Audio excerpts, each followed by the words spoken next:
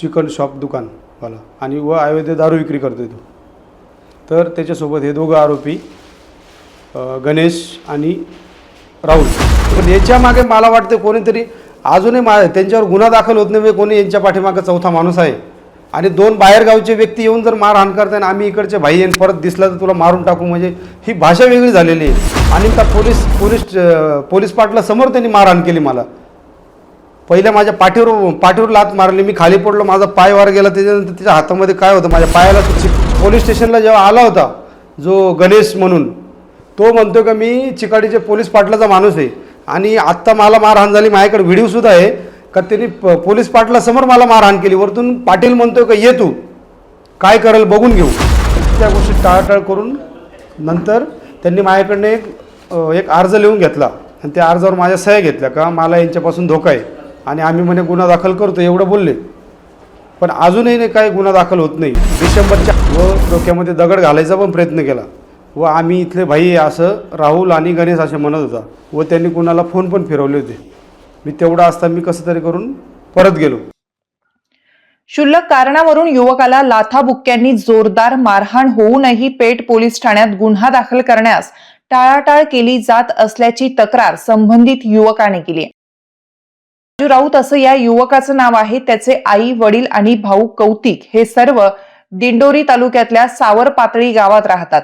तर राजू हा कुटुंबासह म्हसरूळ इथं राहतो. अधूनमधून आई वडिलांना भेटण्यासाठी त्याचं गावी येणं जाणं असतं. 6 महिन्यांपूर्वी तो असाच गावी गेला होता. गावातच भास्कर गवळी याचं चिकनचं दुकान असून राजूचा भाऊ तिथे कामाला आहे. राजूनं त्याला इथं काम करू नको, स्वतःचं काहीतरी व्यवसाय कर असा वडिलकीचा सल्ला दिला. त्यानंतर राजू पुन्हा म्हसरूळला परतला. गेल्या डिसेंबर महिन्यात तो नेहमीप्रमाणे सावर पातळी गावाला गेला होता. त्यावेळी गवळी आणि त्याचे साथीदार राहुल तसंच गणेश यांनी राजूला शिवीगाळ केली. लाथाबुक्क्यांनी मारहाण करून पुन्हा गावात दिसला तर जीवे ठार मारू अशी धमकीही दिली. घाबरलेला राजू पळत असताना तिघांनी पाठलाग करून टेंभुर्णी फाट्याजवळ गाठून त्याला पुन्हा मारहाण केली. कसाबसा त्यांच्या तावडीतून सुटून राजू पळत सुटला, पण चिकाडी गावात गाठून लाथाबुक्क्यांनी त्याला तुडवण्यात आलं. त्यात त्याला मुक्का मार लागला तर हातातलं 11,500 रुपये किमतीचं चांदीचं ब्रेसलेटही काढून घेतलं. तिघांविरोधात तक्रार देण्यासाठी राजूनं पेठ पोलीस ठाण्यात अर्ज दिला, पण अजूनही गुन्हा दाखल होऊ शकला नाही. पोलीस अधीक्षक, उपअधीक्षक, तहसील अशा सर्वच अधिकाऱ्यांच्या दालनाचे उंबरठे झिजवून आला, पण गुन्हा दाखल करण्यास टाळाटाळ केली जात असल्याचं त्याचं म्हणणं आहे. उलट त्यास न्यायालयात जाण्याचा सल्ला देण्यात आला. पोलिसांवर नेमका कोणाचा दबाव आहे असा प्रश्न त्यानं विचारलाय. मी राजू राऊत, राहणार सावर पातळी, पोस्ट गांडोळे, तालुका दिंडोरी, पोलीस स्टेशन पडतंय पेठ. मी माझ्या गावी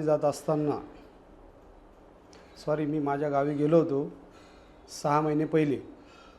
तर माझा भाऊ तिथं जो एक चिकनचं दुकान आहे त्याच्या दुकानावर चिकन तोडत दिसला होता मला. म्हणून मी माझ्या भावाला विरोध केला की इथं काम करू नको, तू स्वतःचं काहीतरी कर. एवढं मी बोलून मी नाशिक निघून आलो होतो. त्याच्यानंतर डिसेंबरच्या 28 तारखेला मी गावी गेलो.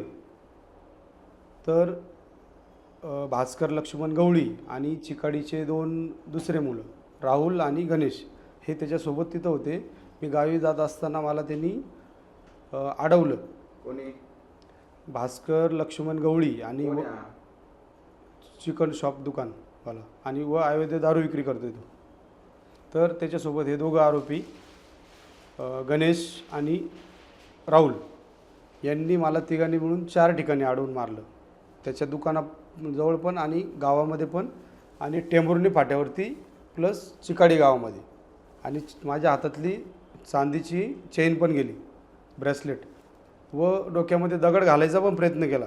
व आम्ही इथले भाई असं राहुल आणि गणेश असे म्हणत होता व त्यांनी कुणाला फोन पण फिरवले होते.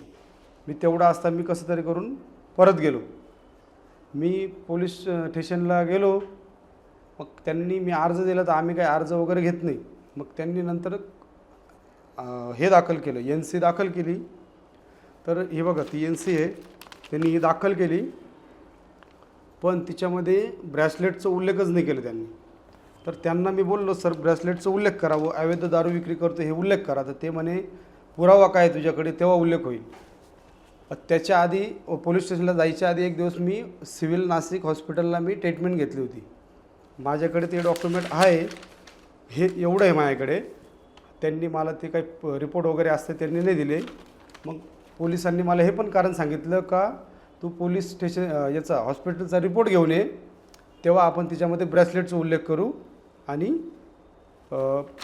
पुढची कारवाई करू. मारहाण झाल्यानंतर तुम्ही लगेच सिव्हिल हॉस्पिटलला ॲडमिट झाले होते. हो, दुसऱ्या दिवशी. तिथं तुमची एनसी नोंदली नाही गेली? नोंदली का? ही नोंदली ना त्यांनी. एवढं केलं फक्त. मला मग पोलीस लोक म्हणे का तू जा स्वतः आणि आम्हाला रिपोर्ट आणून दे. मग मी इथं आलो तर ते म्हणे तुझं काम नाही, हे पोलीस लोकांचं काम आहे. मग मी त्याच्यानंतर तिथं गेलो. मग PSI सरांना मी मिळालो. साहेब म्हटलं मला असं का टाळाटाळ होते आणि ही जो दवाखान्याचा रिपोर्ट मी का आणावा आणि नंतरच का गुन्हा दाखल होईल. तर नाही म्हणे असं काम नाही, हे पोलिसांचंच काम आहे असे PSI सर मला स्वतः म्हणे मी सांगतो त्यांना. पण तरी त्या गोष्टी टाळाटाळ करून नंतर त्यांनी माझ्याकडनं एक अर्ज लिहून घेतला आणि त्या अर्जावर माझ्या सह्या घेतल्या का मला यांच्यापासून धोका आहे आणि आम्ही म्हणे गुन्हा दाखल करतो एवढं बोलले. पण अजूनही नाही काही गुन्हा दाखल होत नाही. डिसेंबरची 28 तारीख आहे आणि आज किती तारीख झाली सर? 2026 लागला, 2025चा एंडिंगचा किस्सा आहे.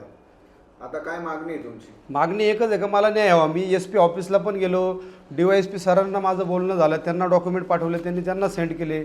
आत्ता मध्ये पण PI सरांशी DYSPनी माझं फोनवरतीच बोलणं करून दिलं, पण मला काही न्याय भेटत नाही. आत्ता परत मला मारहाण झाली. आता गावी जावं असताना जो गणेश म्हणून त्यांनी माझ्यावर अटॅक केला, माझ्या पायाला पण लागलं, दुखापत झाली. मी परत तेवढ्या रात्री हॉस्पिटलला गेलो. हॉस्पिटलमधनं मी पेठला गेलो. तिथं मला त्याचं काही NC मिळाली नाही परत, पण गुन्हा दाखल मी करण्याचा प्रयत्न केला, त्यांनी लिहायला लावलं. पण असं आहे का मला याच्यावर न्याय मिळावा, नाहीतर माझ्यासोबत कधी काही शकतं आहे. हे म्हणे आम्ही इकडचे भाई आहे म्हणे, राहुल आणि गणेश म्हणतो आम्ही इकडचे भाई आहे. आणि हा जो मेन आरोपी आहे भास्कर गवळी म्हणून, हा म्हणतो आहे का एवढ्या एरियामध्ये आमचं चालतं आहे आणि पॉलिटिकल आमची ओळख आहे तेवढी. म्हणून तरी मला वाटते का कोणीतरी यांच्या पाठीमागं उभं आहे म्हणून मला न्याय भेटत नाही. तर माझी कळकळीची विनंती की मला न्याय मिळावा. SP सरांशी पण मी फोनवर पण बोललो आहे, 2 वेळा माझे अर्ज दिले मी.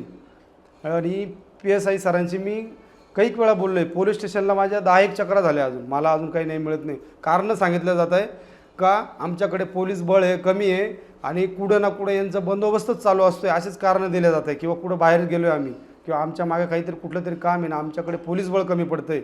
तर माझी कळकळीची विनंती आहे का मला न्याय मिळावा. न्याय नाही मिळाला तर काय करणार तुम्ही? मी काही करू शकतो आहे. मग काय करणार? ते माझ्या जीवाशी खेळू शकतं आहे ना. आत्ताही माझ्यावर त्यांनी हे केलं. आणि तिच्यात पोलीस स्टेशनला जेव्हा आला होता जो गणेश म्हणून, तो म्हणतो का मी चिकाडीचे पोलीस पाटलाचा माणूस आहे. आणि आत्ता मला मारहाण झाली, माझ्याकडे व्हिडिओसुद्धा आहे का त्यांनी पोलीस पाटलासमोर मला मारहाण केली. वरतून पाटील म्हणतो का ये तू काय करेल बघून घेऊ. मी त्याला बोललो अरे तुला पोलीस पाटील सपोर्ट करते. मला पोलीस स्टेशनलाही म्हणत होतं का मला पोलीस पाटीलचा माणूस आहे. अरे पण पोलीस पाटील पण माझा नातेवाईक आहे. पण मी मी पोलिसांनासुद्धा सांगितले माझा नातेवाईक आहे, पण मला न्याय पाहिजे. आत्ता पोलीस पाटलासमोर त्यांनी मारहाण केली मला. पहिल्या माझ्या पाठीवर लात मारली, मी खाली पडलो, माझा पाय वर गेला. त्याच्यानंतर त्याच्या हातामध्ये काय होतं माझ्या पायाला सुद्धा लागलं. एवढ्या किरकोळ कारणावरून मारहाण करण्याचं कारण काय वाटतं? कारण तर मला वाटतं का कोणीतरी याच्या मागे चौथा माणूस आहे तिघांच्या मागे. का मारहाण करतील? तुमची त्यांची काही दुश्मनी वगैरे काहीच नाही. कुठल्या शब्दाचं कधी बोलणं नाही, चाललं नाही.